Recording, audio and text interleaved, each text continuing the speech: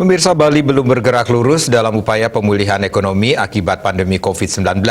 Kekhawatiran munculnya pandemi tahap 3 dan makin terpuruknya masyarakat Bali akibat ekonomi krisis tentu harus dicarikan solusi.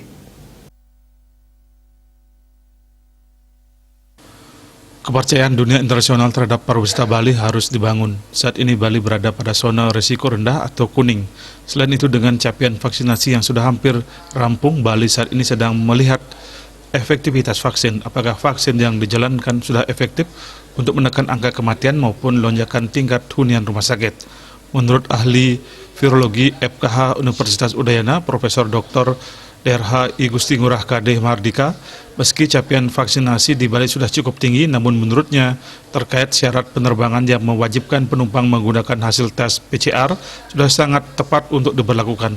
Karena menurutnya PCR ini lebih sensitif jika dibandingkan dengan antigen. Apalagi dalam waktu dekat saat libur akhir tahun yang diperkirakan akan ada lonjakan kunjungan ke Bali, pihaknya mengharapkan protokol filtrasi memang sebaiknya menggunakan PCR, baik untuk perjalanan melalui udara maupun lewat darat. Pihaknya menilai langkah dari pemerintah sudah sangat tepat. Apalagi saat ini Bali sudah mulai membuka penerbangan internasional. Tentu syarat ini juga sebagai upaya memberikan keyakinan kepada wisatawan mancanegara bahwa filterisasi yang dilakukan di Bali sudah dengan menggunakan satu standar internasional yang baik, yakni dengan PCR.